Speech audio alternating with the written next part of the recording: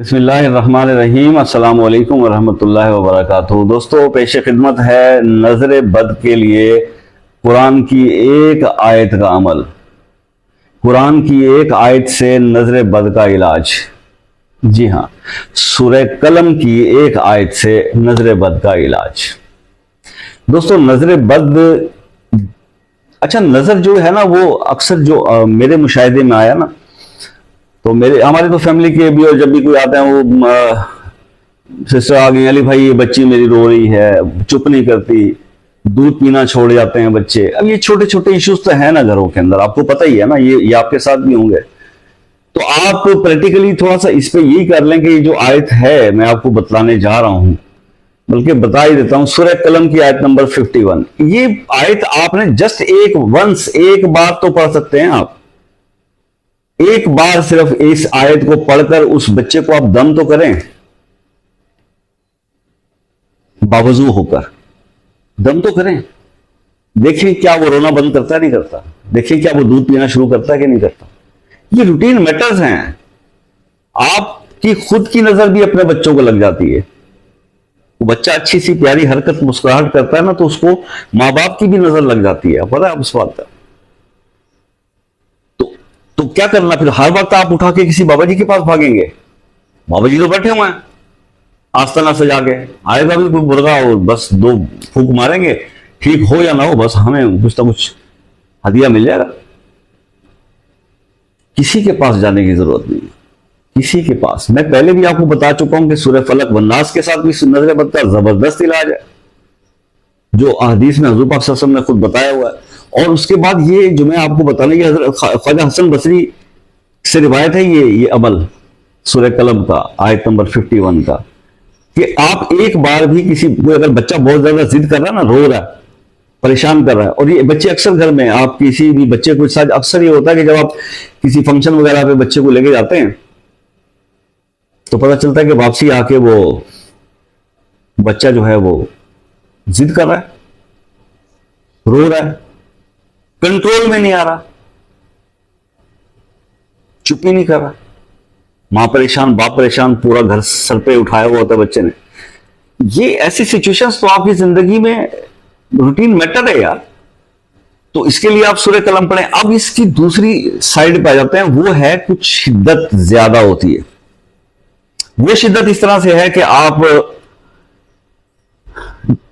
जिंदगी में जब तरक्की कर रहे होते हैं, आपको जॉब में प्रमोशंस मिल गई, आपने नई गाड़ी ले ली, आपने नया घर चेंज कर लिया, एकदम से चीजें रिवर्स होना शुरू हो गई। अब वो जो नजर है उसका थोड़ा दूसरा, वो शदीद एक काम है, वो भी नजर ही है, लेकिन वो इतनी शदीद होती है, जो आपके हासिल लोग आपसे ये बुग़्ज़ रखते हैं, मतलब ये आदमी तरक्की क्यों कर रहा है। और ये हमारे माशरे का एक प्रॉब्लम है, ये हमारी सोसाइटी का ये प्रॉब्लम है कि हम किसी को आगे बढ़ता हुआ देखकर हमसे बर्दाश्त नहीं होता। ये हमारे अंदर जो जो जेलसी है, जो हसद है, वो इस कदर ज्यादा इस प्रिवेल कर गया इस माशरे के अंदर कि भाई, कि अगर यार मैं नहीं तरक्की कर सका तो इसने, मेरे भाई ने, भाइयों से ही बनी, यानी कि ये नहीं होता कि कोई गैर करेगा, आपके अपने ही फैमिली से आपके बहन भाई आपसे जलस कर रहे होते हैं, और वो नजर लग जाती है। अब ऐसी सिचुएशन अगर आप पे प्रिवेल कर रही हो, देन आप उसको क्या करेंगे? क्या यही आप एक बार पढ़ेंगे? नहीं, फिर आपने कम से कम डेली इसकी एक तस्बीह पढ़नी है। इस आयत की एक तस्बीह आपने इसकी डेली पढ़नी है, और पानी पर दम करके कम से कम 7 दिन ये आपने अमल करना है। और फिर आप देखेंगे कि वो जो ट्रैक आपका रिवर्स में चल पड़ा है, जो आप अच्छे खासे ग्रोथ करते हुए, आगे निकलते हुए, ऊपर जाते हुए आप वापसी की तरफ आ रहे हैं और डिक्लाइन की तरफ जा रहे हैं, तो उसको डिक्लाइन को ब्रेक लग जाएगा, देन आप अपवर्ड मूव करना शुरू कर देंगे। लेकिन आपने खुद करना है। इसके लिए आपको किसी के पास जाके कहने की जरूरत नहीं है। वो अक्सर मैंने दोस्तों को देखा वो चलो जी फलां बाबा जी से दम करवा के लाते हैं। यार व्हाट इज दिस बाबा जी? वो भी आप ही की तरह इंसान ही है यार, हम भी आप ही की तरह इंसान ही है ना। आप लोगों में इसी तरह कुरान पढ़ा हुआ है, थोड़ा सा हदीस पढ़ लें। अभी गूगल के ऊपर बैठ के आप सारा दिन उल्टी सीधी चीजें देखते हैं, आप यूट्यूब पे आके इधर तो सर्च कर लें, सही मुस्लिम शरीफ को पढ़ लें, बुखारी शरीफ को पढ़ लें, हदीस पढ़ लें, अपने प्रॉब्लम से रिलेटेड पढ़ लें। तो आप इसको जो है वो एक तस्बीह पढ़कर और स्ट्रेट अवे इस आयत को कोई आगे इससे दुरूद शरीफ अव्वल आखिर पढ़ने की नहीं, सिर्फ आपने इसकी एक तस्वीर पढ़नी है, पानी पे दम करना है, पी लेना है, 7 दिन तक आपने ये करना है। और एक और अहम बात बताऊं कि इसी आयत को आप खुद से कलम से सफेद कागज पर सिया इंक से लिख कर आप इसको गले में भी पहन सकते हैं नजर के इस इलाज के लिए।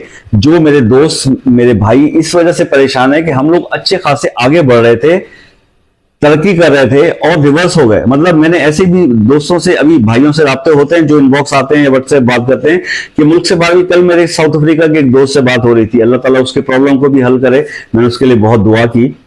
वो यही बता रहे थे कि मैं दायरे गैर में यहाँ पे मैं अपना बिजनेस कर रहा हूँ और यकीन करें कि मुझे किसी ने बताया मुझ पर जादू कि मेरा कारोबार रुक गया है। अब देखिए इतने सालों से वहां बैठ के उन्होंने एक दूसरे मुल्क के अंदर अपना बिजनेस स्टैब्लिश कर लिया और पीछे खानदान के बैठे हुए लोग जो यहां से बैठ के, होता नहीं है जरूरी कि कोई तावीज ही करवा दे, कोई जादू करवा दे, ये किसी ने हसद ही आपसे कर लिया ना।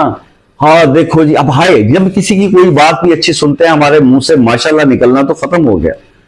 पहले लफ्ज ही हाय देखा उसने गाड़ी ले ली, हाय देखे उन्होंने, हाय क्यों करते हैं भैया आप? इसी वजह से तो फिर हम रब को नाराज कर बैठते हैं अपनी इन हरकतों की वजह से। उसका तो बेड़ा गर्क होता ही हो जो जिसके लिए आप ये हाय कर रहे होते हैं, फिर जब आप पे बात आती है फिर आप चीखते क्यों हैं? भाई दूसरों के लिए अच्छा सोचे ना तो आपके साथ अच्छा होगा। हमारा प्रॉब्लम यह है कि हम स्ट्रेट अवे ना जब भी कोई बात हो मुआशरे को बुरा कह देते हैं। मुआशरा क्या अफराद के बगैर बनता है? उस माशरे का तो आप भी और हम भी हिस्सा हैं। अगर हम अपनी इस्लाह कर लें और हम दूसरों के लिए भले की बात सोचेंगे तो हमारे साथ भी तो भला होना शुरू हो जाएगा ना। बस इतनी सी लॉजिक है, कर भला हो भला, दूसरों के लिए अच्छा सोचें, आपके साथ अच्छा होता जाएगा। आप कभी फारिग टाइम में बैठ के ना जब आपके पास वक्त हो तो थोड़ा एनालिसिस किया करें कि आपसे कुछ ऐसी मिस्टेक्स हुई हैं जिंदगी के अंदर, हो जाती हैं, और मानता अपनी गलती को कोई नहीं। बड़ा इंसान होता है जो अपनी मिस्टेक को मान लेता है, जो अपनी गलती को तस्लीम कर लेता है, वो बहुत बड़ा आदमी होता है। इतना ज़र्फ और इतना हौसला इंसान के अंदर होना चाहिए कि मुझसे मिस्टेक हुई है, अल्लाह तू भी मुझे माफ कर। उस बंदे से भी जाके माफी मांग ले यार जिसके साथ आपने मतलब कभी उसकी बैक बाइटिंग की या उसे ही किया। इससे कोई वो इज्जत में कमी नहीं आती बंदे की, अल्लाह राजी होता है इससे, और फिर आपके साथ वो खैर बरकतें होना शुरू हो जाती हैं। तो अल्लाह पाक तो ये फरमाते हैं कि जब आप मुसलमान भाई अगर आपके लिए आपको दुआ के लिए कहता है तो आप उसके लिए दुआ करें, क्योंकि मैं किसी मुसलमान की दूसरे मुसलमान के लिए बेलौस दुआ को रद्द नहीं करता, फौरन कबूल करता हूं। तो यहां तो दुआ का मामला तो एक तरफ रह गया, हमसे तो उसका उठना बैठना खाना पीना चलना तक बर्दाश्त नहीं हो रहा। तो अब इस आयत के मैंने आपको 2 तरीके बता दिए। एक तो जो छोटे मोटे जनरल प्रॉब्लम्स होते हैं घरों के अंदर जो बच्चों के साथ होते हैं, वैसे भी अगर आपका बच्चा कभी कोई अच्छा कपड़ा पहन के, अच्छा जूता पहन के, कोई अच्छी नई सवारी लेके कुछ भी घर से निकल रहा है, कॉलेज जा रहा है, यूनिवर्सिटी जा रहा है, तो आप उस पर ये याद कर लें, एक लाइन की तो आयत है, पढ़ के दम कर दिया करें, एक बार ही पढ़ के दम कर दिया करें। हम तो बच्चों को भेजते हैं, आयतुल कुर्सी भी पढ़ते हैं, हम उनको सूरह फलक व नास भी पढ़ के भैया अल्लाह अपने जुबान में रखे, नजर से भी बचाए, हादसा से भी बचाए। कोई जरूरी तो नहीं होता कि जब आपको नजर और हादसा ये चीजें पेश आ जाएं तो फिर आप उसकी दवा करने बैठ जाए ना। इन चीजों को रूटीन बना ले अपना, ताकि वो आपके साथ एग्जिस्ट ही ना करे, वो वाकया हो ही ना कोई ऐसा आपके साथ। जिस तरह से हम सदकात उस वक्त करते हैं जब हम प्रॉब्लम में फंस जाते हैं, तो आप रूटीन में ही सदकात करते रहें तो प्रॉब्लम तो आपके करीब आएंगे ही नहीं, आने से पहले ही अल्लाह पाक उनको टाल देगा। तो दिस इज द लॉजिक।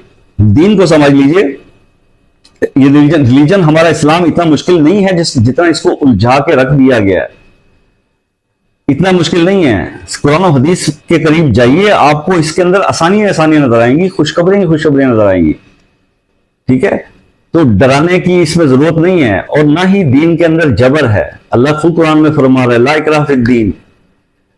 तो मेरे भाई अल्लाह ताला अमल की तौफीक अता फरमाए। मिलते हैं नेक्स्ट वीडियो में, तब तक के लिए भाई को इजाजत दीजिए, दुआ में याद रखा करें। मिलते हैं फिर कभी दूसरी वीडियो में, तब तक के लिए अल्लाह हाफिज।